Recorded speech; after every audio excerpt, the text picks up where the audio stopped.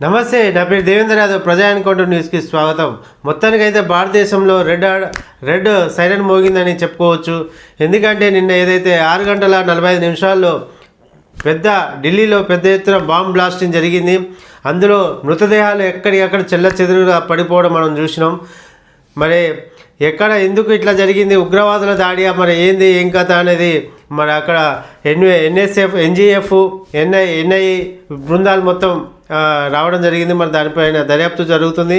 మరోవైపు జూబ్లీహిల్స్ ఎన్నికలు ఈరోజు పొద్దున 7 గంటల నుంచి సాయంత్రం 6 గంటల వరకు పోలింగ్ నమోదు అయ్యే కార్యక్రమం జరుగుతుంది. అలాగే బీహార్లోను కూడా ఈరోజే ఓటింగ్ కార్యక్రమాలు జరుగుతున్నాయి. మరి ఇలాంటి సందర్భంలో ఇలాంటి దాడులు, మరి పెద్ద ఎత్తున ఉగ్ర దాడులు జరగడం సంచలనంగా మారింది. మొత్తం భారతదేశం మొత్తం ప్రజలంతా ఆందోళనకరంగా పరిస్థితులు అయితే ఏర్పడుతున్నాయని చెప్పుకోవచ్చు. మరి దీనిపైన పూర్తిగా మరో వార్త చూసుకున్నట్లయితే అందశ్రీ ఏదైతే తెలంగాణ రాష్ట్ర గీతాని ఇచ్చినటువంటి అందశ్రీ గారు ఇవాళ అంత్యక్రియలు పూర్తి కానున్నాయి. పూర్తి వివరాలు మన V6 వెలుగు పేపర్ ప్రధానమైన వార్తలు ఒకసారి చూసుకునే ప్రయత్నం చేద్దాం. లోకకవి అందశ్రీ అస్తమయం. తెల్లవారుజామున ఇంట్లో గుండెపోటుతో కన్నుమూత. నేడు గట్కేసర్లో ప్రభుత్వ లాంఛనాలతో అంత్యక్రియలు. ప్రధాని మోడీ, సీఎం రేవంత్ సహా ప్రముఖులు సంతాపం తెలియజేశారట. జయ జయ హే తెలంగాణ అంటూ ముక్కోటి గొంతుకలు ఒకటి చేసిన కలం ఆగిపోయింది. మాయమైపోతున్నాడమ్మా మనిషన్నవాడు అంటూ మానవత్వాన్ని తాటిలేపిన గలం మూగపోయింది. జనజాతరలో మన గీతం జయకీర్తనమై ఎగరాలి. జంజు మారుతూ జన నినాదమై జయగంటలు మోగించాలంటూ జ్వలించిన పాట బాటసారి జనజాతరను విడిచి కానరాని లోకానికి కదిలిపోయాడు. తెలంగాణ రాష్ట్ర గీత రచయిత లోకకవి అందశ్రీ అస్తమించారు. తన ఇంట్లోనే గుండెపోటుతో తుదిశ్వాస విడిచారు.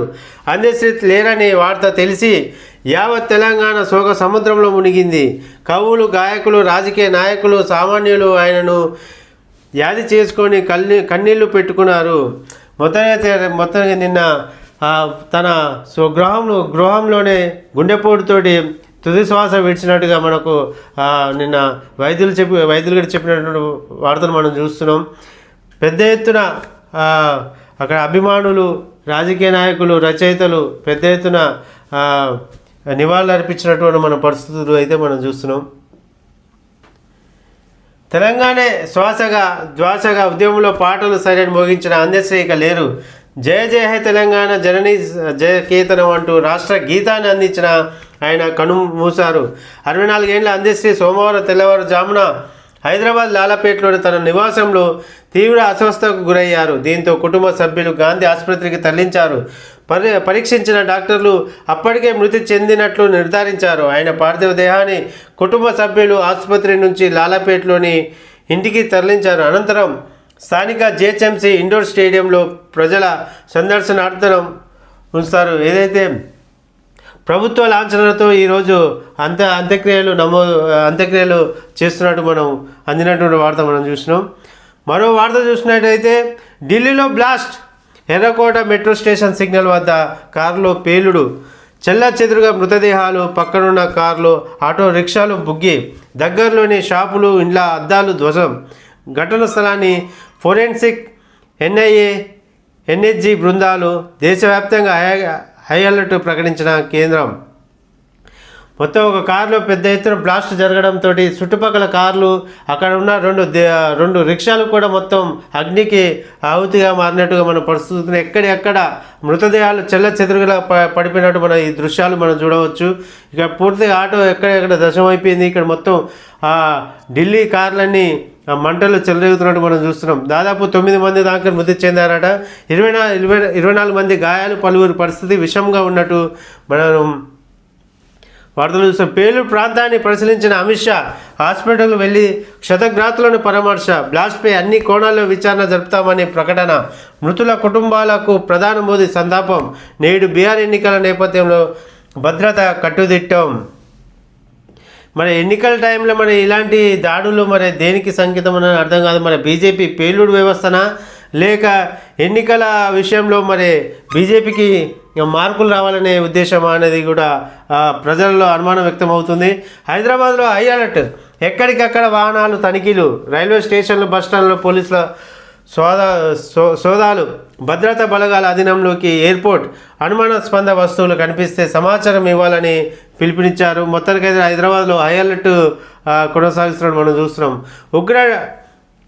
ఉగ్ర నెట్వర్క్ గుట్టురట్టు, 2,900 కిలోల పేలుడు సామాగ్రి, వెపన్స్ స్వాధీనం. జమ్మూ కాశ్మీర్తో పాటు హర్యానాలో సోదాలు, 8 మంది అరెస్ట్, అందులో 3 డాక్టర్లు. పోలీసుల అదుపులో ఢిల్లీకి చెందిన వైద్యురాలు. మరి పోయిపోయి ఈ డాక్టర్లే మరి ఇలాంటి ఉగ్రదాడులకు సహకరిస్తున్నారా? మరి ఈ పేలుడు పదార్థాలు, వెపన్స్ అనేది మరి ఎట్లా వస్తుంది, ఎక్కడంగా వస్తున్నాయి అనేది పూర్తి దర్యాప్తు చేయవలసిన అవసరం ఎంతైనా ఉంది. భారీ పేలుడుతో దేశ రాజధాని ఢిల్లీ ఒక్కసారిగా ఉలిక్కిపడింది.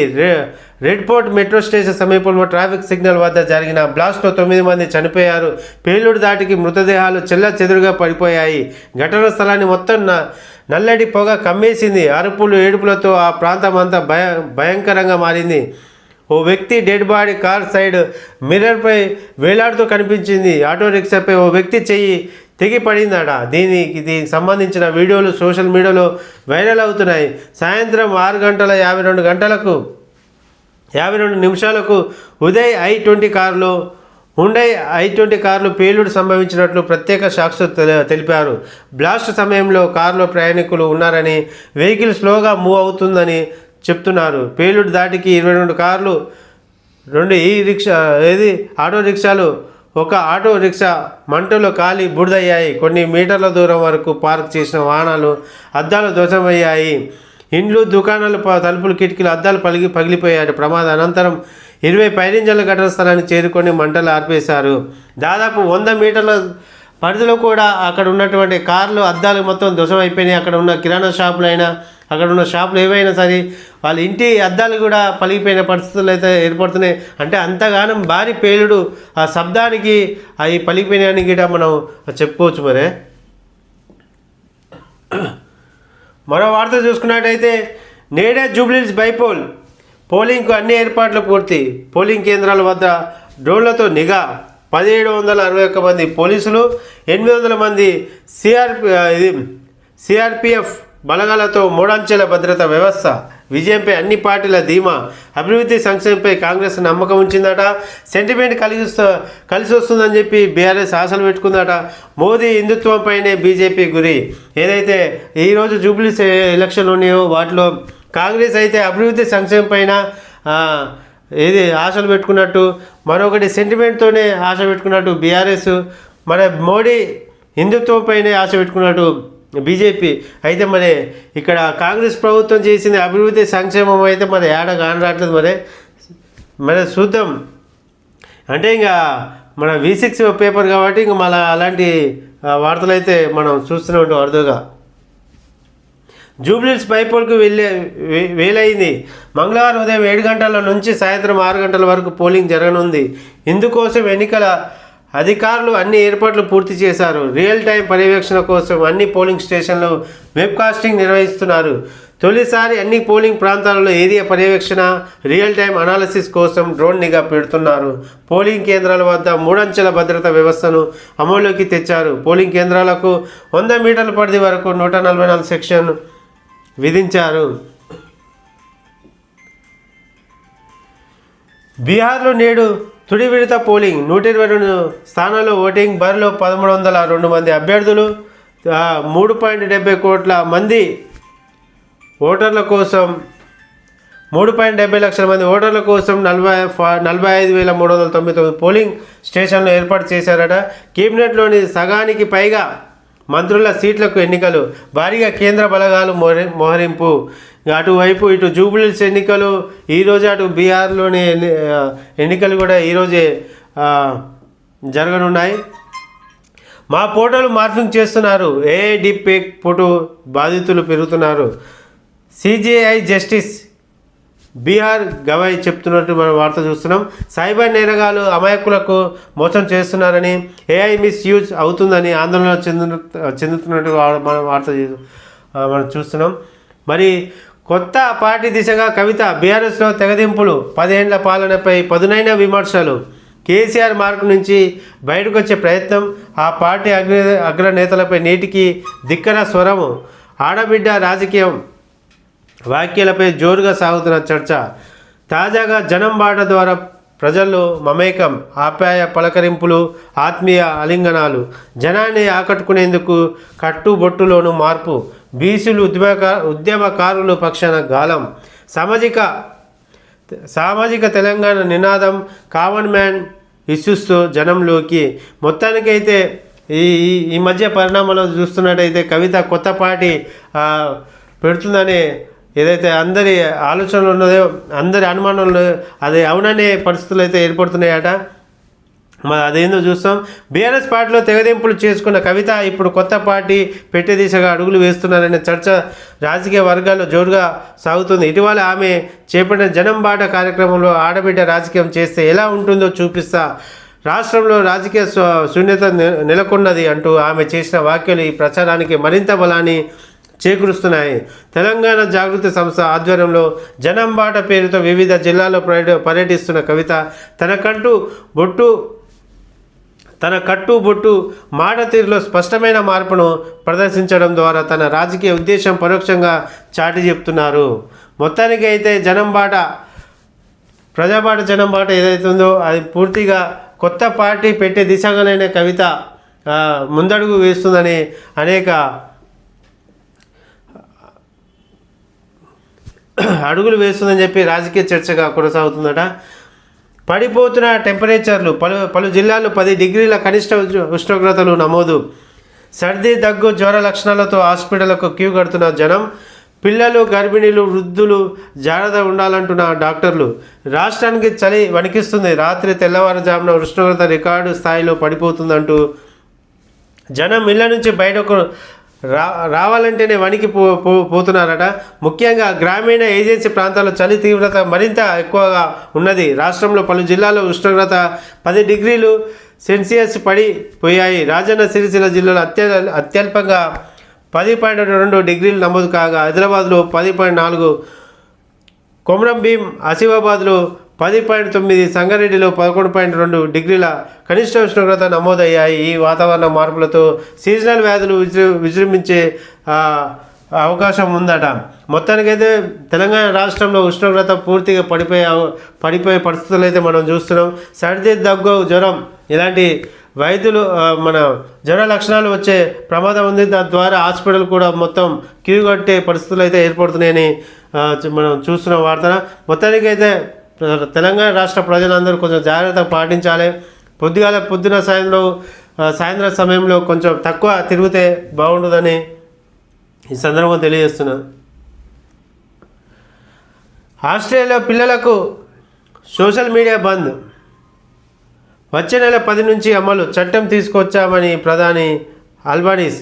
16 ఏళ్లలోపు పిల్లలకు Instagram, Facebook, TikTok, X, Snapchat, YouTube వంటివి నో యాక్సెస్ అట. మొత్తానికి ఆస్ట్రేలియాలోని పిల్లలు సోషల్ మీడియా బంద్గా మరి ఇది ఒకటి మంచి పరిణామమే. 16 ఏళ్లలోపు ఎవరైనా ఫేస్బుక్ కానీ, ఎక్స్ కానీ, ట్విట్టర్, ఇన్స్టాగ్రామ్ ఇలాంటి ఏవి కూడా వాళ్ళకు యాక్సెస్ లేదని చెప్పి అక్కడ ప్రభుత్వం చట్టాన్ని తీసుకొచ్చింది మనం వార్తగా చూస్తున్నాం. ఇది V6 తెలుగు దినపత్రికలోని ప్రధానమైన వార్తలు మనం చూసినాం. శనార్థి తెలంగాణలోని వచ్చిన వార్తలు చూస్తున్నట్లయితే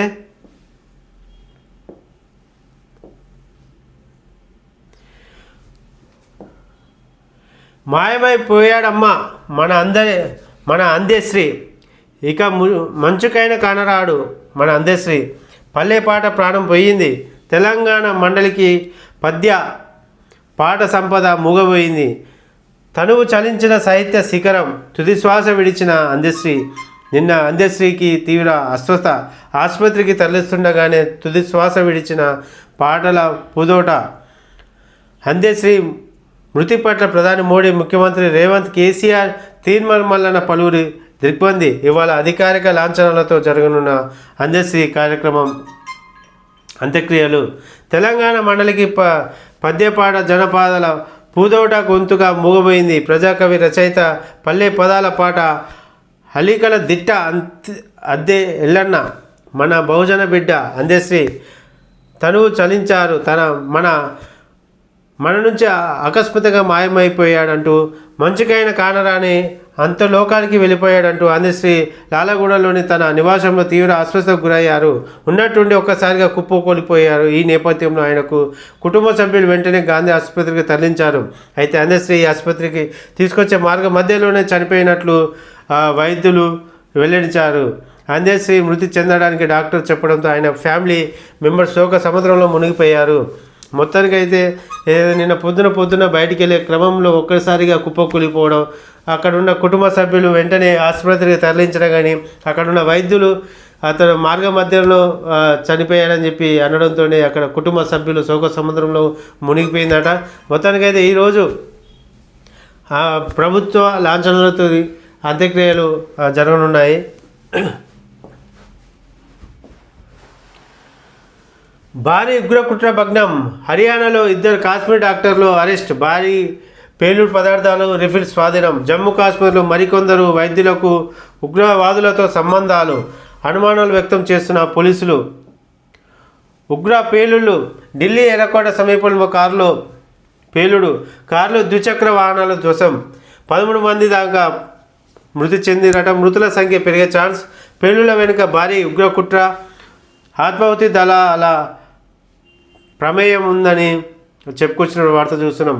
సూత్రధారి ఎవరనే దానిపై విచారణ. రాష్ట్రాలను అప్రమత్తం చేసిన కేంద్రం. ఢిల్లీ, హైదరాబాద్ సహా ప్రధాన నగరాల్లో హై అలర్ట్. పేలుళ్లపై ప్రధాని మోడీ ఆరా. ఆసుపత్రిలోని క్షతగాత్రులను అమిత్ షా పరామర్శ. 2 అనుమతులను అరెస్ట్ చేసిరట. దేశ రాజధాని ఢిల్లీలో సోమవారం సాయంత్రం తీవ్ర భయాందోళనకు రేకెత్తించింది. భారీ ఉగ్ర పేలుళ్లు జరిగినాయి. ఎర్రకోట మెట్రో స్టేషన్ గేట్ నెంబర్ 1 సమీపంలో పార్క్ చేసిన కారులో శక్తివంతమైన పేలుడు సంభవించడంతో 13 మంది మరణించగా 24 మందికి పైగా తీవ్ర గాయాలు అయ్యాయట. సోమవారం సాయంత్రం సుమారు 6:52 సమయంలో ప్రమాదం జరిగింది. ప్రత్యక్ష సాక్షుల కథనం ప్రకారం మెట్రో స్టేషన్ సిగ్నల్ వద్ద కారు నెమ్మదిగా ఆగుతుండగా ఒక్కసారిగా పేలుడు సంభవించినట్టుగా మనం చూస్తున్నాం. ఇది దీనిపైన పూర్తి సమాచారం దర్యాప్తు చేయవలసింది చూడాలి. దయాది సరికొత్త కుట్రలు. సరిహద్దుల్లో కొత్త ఉగ్ర స్థావరాలు ఏర్పాటు చేస్తుంది. ఆపరేషన్ సింధూర్ తర్వాత మళ్ళీ ఉగ్ర శిబిరాలు పెరుగుతున్నాయి. నేపాల్, బంగ్లాదేశంలోనూ పాక్ ఉగ్ర కేంద్రాలను ఏర్పాటు చేస్తుందని చెప్పి మనం ప్రధానమైన వార్త చూస్తున్నాం. కాంగ్రెస్ విచ్చలవిడితనం. జూబ్లీహిల్స్లో డబ్బులు మద్యం పంపిణీ చేస్తున్నారు. 1,00,000కు పైగా చీరలు, మిక్సీ గ్రైండర్లు పంచారు. ఆధారాలను ఈసీకి అందజేశాం. ఎన్ని చేసినా ప్రజలు కాంగ్రెస్కి బుద్ధి చెప్తారని బీఆర్ఎస్ ఎమ్మెల్యే హరీష్ రావు చెప్పారు. మొత్తానికి అయితే కాంగ్రెస్ వాళ్ళు డబ్బులు, చీరలు, మిక్సీ గ్రైండర్లు కూడా పంచుతున్నారని చెప్పి ఆరోపణలతోటి అక్కడ ఈసీకి ఫిర్యాదు చేస్తున్నటువంటి మన వార్త చూస్తున్నాం. చలి పులి. తెలంగాణ ప్రజలకు అలర్ట్. గణనీయంగా పడిపోతున్న రాత్రిపూట ఉష్ణోగ్రతలు, పెరుగుతున్న చలి తీవ్రత. వాతావరణ శాఖ హెచ్చరికలు. చలి విపరీతంగా పెరుగుతున్నట్టు అన్ని వార్తల్లో మనం చూస్తున్నాం. స్వచ్ఛమైన గాలి ఇవ్వండి చాలు, మాకు ఊపిరి ఆడడం లేదు. హస్తినలో ప్రజల ఆందోళన. ఇండియా గేట్ దగ్గర నిరసన. మాకు స్వచ్ఛమైన గాలి ఇవ్వండి చాలు అని చెప్పి అక్కడ ఆందోళన చేస్తున్నట్టు పరిస్థితిని మనం చూస్తున్నాం. హిందూ బాలికలే టార్గెట్. పాత బస్సులో డ్రగ్స్, లైంగిక దాడులు. బాధితురాలి వాంగ్మూలం ఉన్న చర్యలు తీసుకోవట్లే. రాష్ట్ర ప్రభుత్వం స్పందించాలి, లేదంటే కేంద్ర బలగాలను దింపుతాం. కేంద్ర మంత్రి బండి సంజయ్ సంచలనమైన వాక్యాలు చూస్తున్నాం. హిందూ మైనర్ బాలికలను ట్రాప్ చేయడమే లక్ష్యంగా పాత బస్సులో ఒక ముఠా నడుస్తుందని కేంద్ర హోంశాఖ సహాయ మంత్రి బండి సంజయ్ ఆరోపించారు. ఈ మేరకు సోమవారం ఎక్స్లో ట్వీట్ చేశారు. ఆ ట్వీట్లో పాత బస్సులో జరుగుతున్న ఘటనలు ఓ పథకం ప్రకారం నడుస్తున్నాయని ఆరోపించారు. ఓ పెద్ద నెట్వర్క్ ఇందులో ఉందని, ఈ నెట్వర్క్లో అమ్మాయిలు కూడా ఉన్నారని చెప్పారు.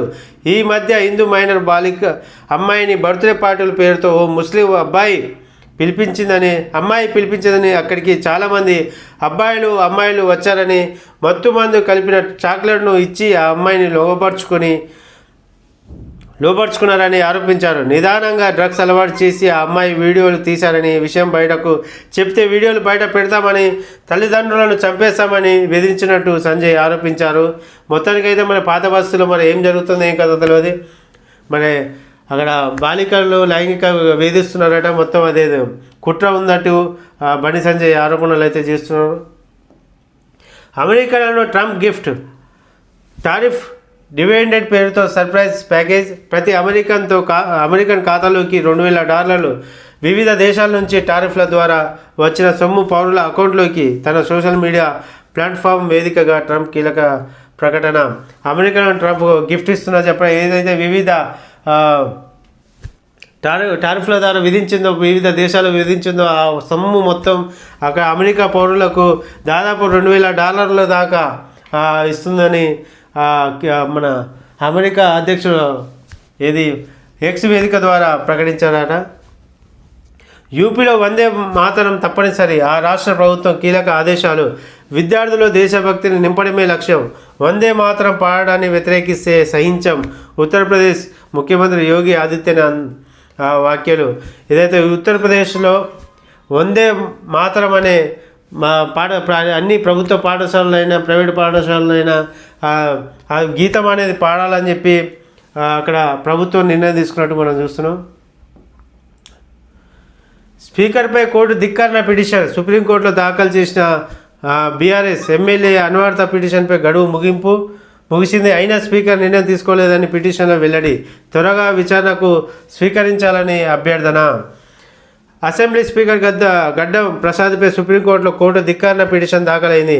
ఫిరాయింపు ఎమ్మెల్యే అన్వర్థ పిటిషన్పై సుప్రీంకోర్టు ఇచ్చిన గడువు ముగిసిన ఎటువంటి నిర్ణయం తీసుకోలేదని ఆరోపిస్తూ బీఆర్ఎస్ ఈ పిటిషన్ దాఖలు చేసింది. ఫిరాయింపు ఎమ్మెల్యే అన్వర్థ పిటిషన్పై జూలై 31న సుప్రీంకోర్టు తీర్పు ఇచ్చిన విషయాన్ని బీఆర్ఎస్ తన పిటిషన్లో గుర్తు చేసింది. అక్టోబర్ 31వ తేదీలో ఫిరాయింపు ఎమ్మెల్యేపై నిర్ణయం తీసుకోవాలని చెప్పి స్పీకర్ను ఆదేశించిందని తెలిసింది. అత్యున్నత న్యాయస్థానం ఇచ్చిన గడువు ముగిసినప్పటికీ స్పీకర్ ఎలాంటి నిర్ణయం తీసుకోలేదని పిటిషన్లో పేర్కొంది. దీంతో ఇంకా ఫిరాయింపు నేతలు ఎమ్మెల్యేలుగానే కొనసాగుతున్నారని చెప్పింది. అయితే అందుకే మరోసారి అత్యున్నత న్యాయస్థానాన్ని ఆశ్రయించాల్సి వచ్చిందని తెలిపింది. మొత్తానికి ఏదైతే అక్టోబర్ 31 తారీఖు వరకులో గడువు విధించి ఎమ్మెల్యేపై ఎలాంటి నిర్ణయం తీసుకుంటున్నారని చెప్పి హైకోర్టు చెప్పిన మనం విషయం తెలిసిందే. కానీ అప్పటి వరకు ఎలాంటి నిర్ణయం తీసుకోకపోవడంతో బీఆర్ఎస్ వాళ్ళు మళ్ళీ హైకోర్టును ఆశ్రయించి మీరు ఇచ్చిన గడువును కూడా ఇప్పటి వరకు ఆ స్పీకర్ గారు పట్టించుకోలేదు. దీనిపైన మీరు తదుపరి యాక్షన్ తీసుకోవాలని చెప్పి అక్కడ పిటిషన్ వేసినట్టుగా మనం చూస్తున్నాం. ఇది శనార్థ తెలంగాణ దినపత్రికలోని ప్రధానమైన వార్తలు. ప్రజా ఎన్కౌంటర్ పత్రికలో వచ్చిన వార్తలు చూసే ప్రయత్నం చేద్దాం. మరోమారు మండిపాటు మమతా బెనర్జీ. ఓటర్ జాబితా స్పెషల్ రివిజన్. ఇదో సూపర్ ఎమర్జెన్సీ లాంటిదే. ఓటర్ల జాబితా స్పెషల్ ఇంటెలిజెన్స్ రివిజన్పై పశ్చిమ బెంగాల్ ముఖ్యమంత్రి మమతా బెనర్జీ మరోసారి విరుచుకుపడ్డారు. కేంద్రం ఎన్నికల కమిషన్పై విమర్శలు గుప్పించారు. డిమోనిటైజేషన్ ఎస్ఐఆర్ డ్రైవ్ను ప్రయోగించినట. మరోసారి మమతా బెనర్జీ ఏదైతే ప్రభుత్వాన్ని అలాగే ఎలక్షన్ కమిషన్పై మండిపట్టు మనం చూస్తున్నట్టు వార్త మనం చూస్తాం. బీహార్లో రాహుల్ ఓటు చోరీ పనిచేసేనా. నేడు జూబ్లీహిల్స్ ఉప ఎన్నిక పోలింగ్కు అన్ని ఏర్పాట్లు పూర్తి. పోలింగ్ కేంద్రాలకు తరలిన ఎన్నికల సిబ్బంది. డ్రోన్ల ద్వారా పోలింగ్ కేంద్రాల పర్యవేక్షణ జరుగుతుంది. మొత్తానికైతే బీహార్లోనూ ఇవాళ ఎలక్షన్లు జరగనున్నాయి. అందేశ్రీ మృతిపై ప్రధాని మోడీ సంతాపం. మేధో ప్రపంచంలో పూడ్చలేని లోటు. ప్రముఖ కవి రచయిత అందేశ్రీ మృతి పట్ల ప్రధానమంత్రి నరేంద్ర మోడీ సంతాపం తెలిపారు. సామాజిక మాధ్యమం ఎక్స్ వేదికగా ప్రధాని స్పందిస్తూ అందేశ్రీ మృతి మేధో ప్రపంచంలో పూడ్చలేని లోటు అన్నని ప్రజలు అక్కడ అందేశ్రీకి ప్రధాని మోడీ సంతాపం తెలిపిన వార్త మనం చూసినాం. దేశ రాజధాని ఢిల్లీలో భారీ పేలుడు. కారులో పేలుడు పదార్థాలను రిమోట్తో పేల్చివేత. 8 మంది మృతి, పలువురికి గాయాలు. ఢిల్లీలో రెడ్ అలర్ట్ ప్రకటించిన పోలీసులు ముమ్మరంగా గాలింపు చర్యలు చేపడుతున్నారట. నిన్న నిన్న సాయంత్రం జరిగిన ఢిల్లీకి సంబంధించిన వార్తది. తెలంగాణ గొంతుక మాయమైన మనిషి అందశ్రీ అస్వస్థతతో తెల్లవారుజామున కన్నుమూత. తెలంగాణ గొంతుకగా పాటలతో ఉత్తేజపరిచిన స్వరం తెలంగాణ గీతగా అందశ్రీ. జయ జయ తెలంగాణ. తీవ్ర విచారం వ్యక్తం చేసిన రేవంత్, కేసీఆర్, చంద్రబాబు పోలీస్ లాంఛనాలతో అంత్యక్రియలకు ఆదేశాలు జారీ చేస్తున్నారు. 715 కోట్లతో రైల్వే స్టేషన్ ఆధునీకరణ పనులు. అత్యాధునికరంగా సికింద్రాబాద్ రైల్వే స్టేషన్, శంషాబాద్ విమానాశ్రయం తరహాలో ఆధునీకరణ. స్టేషన్లో 26 లిఫ్టులు, 32 ఎస్కలేటర్లు ఏర్పాట్లు. రైల్వే స్టేషన్ కోసం ప్రత్యేకంగా 2 సబ్స్టేషన్ల నిర్మాణం. ప్రత్యేకంగా 5 మెగావాట్ల సౌరవిద్య ప్లాంట్ ఏర్పాటు. ఆధునీకరణ పనులను పరిశీలించిన కేంద్ర మంత్రి కిషన్ రెడ్డి. మొత్తానికైతే 715 కోట్లతో రైల్వే స్టేషన్ ఆధునీకరణ పనులు కొనసాగుతున్నాయట. దానికి సంబంధించిన వార్త చూసినాం. కర్ణాటక సీఎం మార్పుపై ఊహాగానాలు. మీడియాకు మొహం చాటేసిన సిద్ధరామయ్య. కర్ణాటక ముఖ్యమంత్రి సిద్ధరామయ్య ఎప్పుడు తన స్వస్థలం మైసూర్ వచ్చిన విమానాశ్రయం వద్ద మీడియాతో ముచ్చటించడం ఆనవాయితీ. అయితే తొలిసారి ఆయన సోమవారం నాడు మైసూరు విమానాశ్రయం వద్ద మీడియాను కలవకుండానే వెళ్ళిపోయారు. కర్ణాటకలో సీఎం మార్పు జరగనుందని ఊహాగాన నేపథ్యంలో సీఎం తొలిసారి మీడియాకు ముఖం చాయడం ఆసక్తికరంగా మారింది. సిద్ధరామయ్య మొదటిసారి ముఖ్యమంత్రి అయినప్పటికీ నుంచి ఎప్పుడు మైసూరులో అడుగుపెట్టిన విమానాశ్రయం వద్ద మీడియాతో సంభాషించడం పరిపాటి. సీఎం తాజా షెడ్యూల్ ప్రకారం మైసూరులో ఆయన 2 రోజుల పర్యటన జరగనున్నదట. ఉత్తరప్రదేశ్లో యోగి సర్కార్ కీలక నిర్ణయం. యూపీ స్కూళ్లలో వందే మాతరం తప్పనిసరి. పిల్లలకు దేశభక్తి అలవాటు చేయాలని యోగి చెప్తున్న మాట చూస్తున్నాం. విద్యారంగానికి పునాదులు వేసిన మౌలానా ఆజాద్ జయంతి సందర్భంగా స్మరించుకున్న రేవంత్. భారతదేశ తొలి విద్యాశాఖ మంత్రిగా పనిచేసిన, దేశ విద్యా రంగానికి పునాదులు వేసిన ఘనత మౌలానా అబ్దుల్ కలాం ఆజాద్కే దక్కుతుందని సీఎం రేవంత్ రెడ్డి కొనియాడారు. మౌలానా జయంతి సందర్భంగా విద్యారంగ ప్రగతికి ఆయన చేసిన సేవలను ముఖ్యమంత్రి స్మరించుకున్నారు.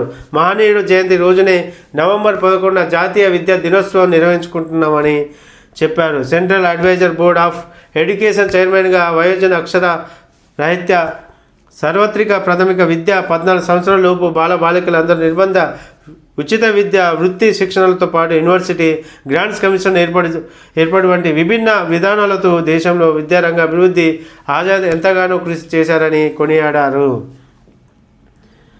ఆజాద్ జయంతి సందర్భంగా రేవంత్ రెడ్డి చెప్పినటువంటి మాటలు మనం చూస్తున్నాం. బీహార్లో 2వ దశ పోలింగ్. పలు పార్టీలకు చావోరేవుగా పోటీ. పలు ప్రాంతాల పార్టీలు ఉనికి చాటుకునే యత్నం. ఎంఐఎం కూడా ప్రభావం చూపే ప్రయత్నం చేస్తుందని అంటుంది. ఇది ప్రజా ఎన్కౌంటర్లోని ప్రధానమైన వార్తలు. చూస్తూనే ఉండండి ప్రజా ఎన్కౌంటర్ న్యూస్.